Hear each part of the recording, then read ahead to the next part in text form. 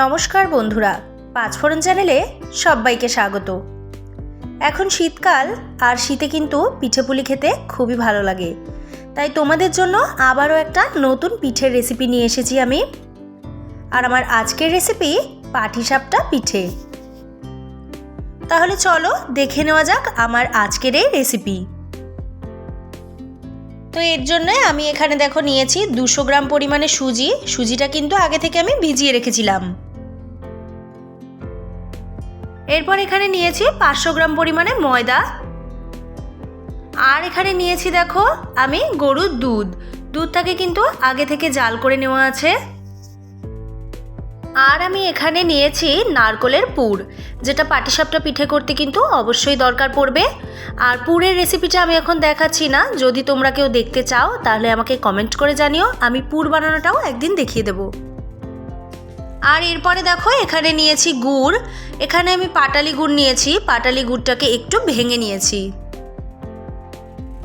এরপরে আমি দুধের মধ্যে দিয়ে দিচ্ছি পাটালি গুড়টাকে খুব ভালো করে দুধের সাথে কিন্তু মিশিয়ে নিতে হবে। আর দুধটাকে কিন্তু অবশ্যই জাল দিয়ে নেবে। আমি এখানে আগে থেকে জাল দিয়ে নিয়েছি বলে এখন আর ফোটাচ্ছি না, সম্পূর্ণ গুড়টা দুধের মধ্যে দিয়ে দেব।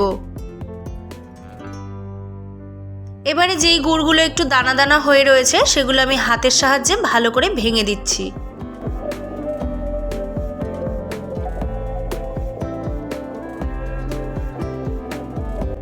এরপরে অ্যাড করছি এর মধ্যে ময়দাটা দিয়েও কিন্তু আমি ভালো করে দুধের সাথে মিশিয়ে নেব।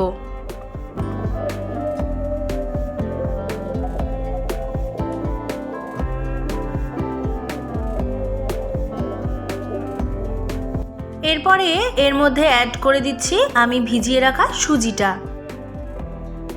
সব উপকরণগুলো দিয়ে কিন্তু একটু ভালো করে এটাকে মেখে নিতে হবে একটা ভালো ব্যাটার তৈরি করে নেওয়ার জন্যে। পাটিসাপটা পিঠে বানাতে কিন্তু খুব বেশি সময় লাগে না, আর খুব বেশি উপকরণও লাগে না। খুব তাড়াতাড়ি কিন্তু এই পিঠেটা তৈরি করে নেওয়া যায়।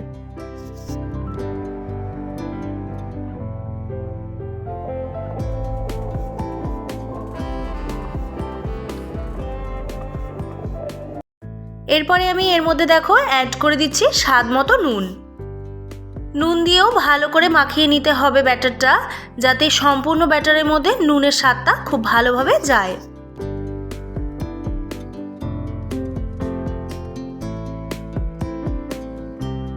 এরপর আমি বাকি যে ময়দাটুকু ছিল সেটাও কিন্তু এর মধ্যে অ্যাড করে দিলাম। আবারও ভালো করে এটাকে আমি মাখিয়ে নেব।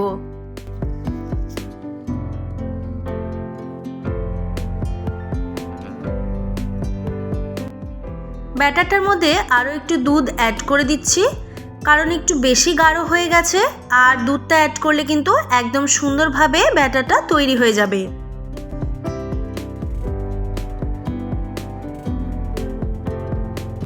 তো পিঠে বানানোর জন্য আমার ব্যাটার কিন্তু একদম রেডি হয়ে গেছে। আর দেখো কত স্মুথ হয়েছে ব্যাটারটা। এরকম একটা কিন্তু ঘন মতো করে ব্যাটার বানিয়ে নিতে হবে, তাহলে কিন্তু পিঠেগুলো খেতে খুবই ভালো লাগবে। তাহলে চলো দেখে নেওয়া যাক এবার পরের স্টেপটা। এরপরে আমি পিঠে বানিয়ে নেওয়ার জন্য একটা কড়াই গরম করে নিয়েছি। আর কড়াইতে তেল দেওয়ার জন্য একটা বেগুনের এইভাবে পেছনের অংশটা কেটে নিয়েছি। এটা দিয়ে কিন্তু তেল দিতে খুবই সুবিধে হয়, সেজন্য এইভাবে, আমার কাছে যেহেতু ব্রাশ নেই তেল দেওয়ার, সেজন্য আমি বেগুনের পেছনের অংশটা এভাবে কেটে নিয়েছি। কড়াই গরম হয়ে গেছে একদম। আর এবারে আমি দেখো তেল ছড়িয়ে দিচ্ছি কড়াইতে। খুব ভালো করে তেলটা আমি কড়াইয়ের সঙ্গে লাগিয়ে দিচ্ছি। আর এখানে কিন্তু আমি সাদা তেল ইউজ করছি। এরপর কড়াইতে যে ব্যাটারটা তৈরি করে রেখেছিলাম সেটা একটু একটু করে দিয়ে আমি পিঠে বানিয়ে নেব।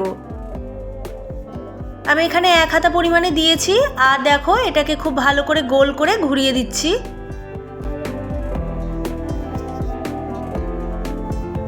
একটু রুটির মতো করে এটাকে আমি ঘুরিয়ে নিচ্ছি, ঠিক যেভাবে গোলা রুটি বানানো হয়।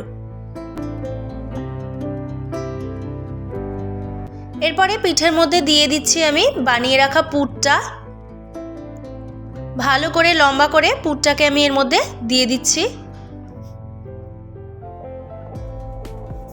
এবারে আমি পিঠেটাকে একটু মুড়িয়ে দিচ্ছি, পুরো ভালো করে রোল করে মুড়িয়ে দেব, তাহলেই কিন্তু আমার পিঠেটা একদম রেডি হয়ে যাবে।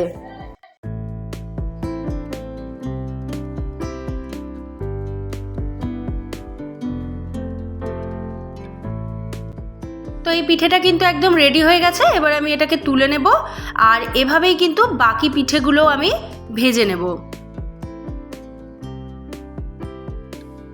তো পিঠেটা তুলে নিলাম, আর এই কড়াইতে কিন্তু আবারও আমি তেল ভালো করে মাখিয়ে নিচ্ছি। তেলটা গরম হলে আবারও একটা নতুন করে পিঠে আমি দিয়ে দেব, আর সেমভাবে কিন্তু ভেজে নেব।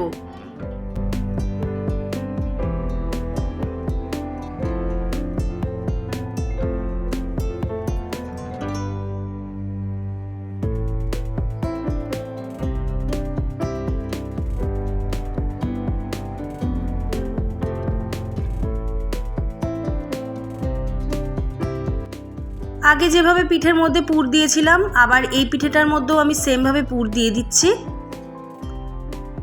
তারপরে কিন্তু এটাকেও রোল করে নিলেই একদম রেডি হয়ে যাবে পিঠেটা।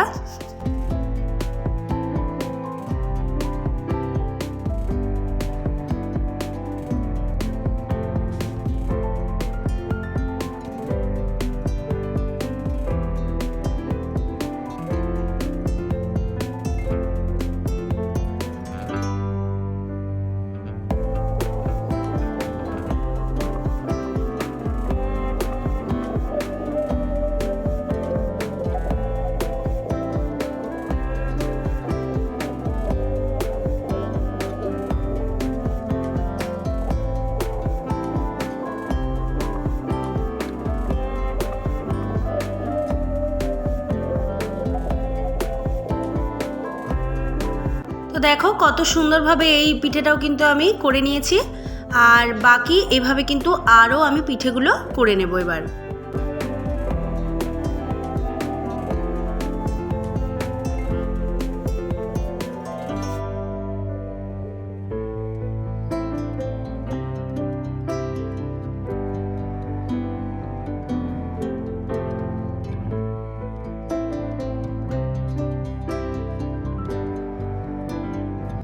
তো আমার রেসিপি কিন্তু একদম রেডি হয়ে গেছে, সমস্ত পিঠে আমি ভেজে নিয়েছি। আর দেখো কত সুন্দর লাগছে পিঠেগুলো দেখতে। যেহেতু আমি এখানে পাটালি গুড় ব্যবহার করেছি, আর সেই জন্য কিন্তু পিঠের রঙটা এরকম লাল হয়েছে। যদি এখানে আমি চিনি ইউজ করতাম তাহলে পিঠেগুলো সাদা রঙের হতো। তো আমার আজকের এই রেসিপি তোমাদের কেমন লাগলো সেটা আমাকে অবশ্যই কমেন্ট করে জানিও। আর যদি এরকম আরও অনেক রেসিপি দেখতে চাও তাহলে আমার চ্যানেলটাকে এক্ষুনি সাবস্ক্রাইব করে দাও। আর আমার এই রেসিপিটা যদি তোমাদের ভালো লেগে থাকে তাহলে একটা লাইক করে দিও, আর তোমাদের বন্ধুদের সাথে শেয়ার করে নিও।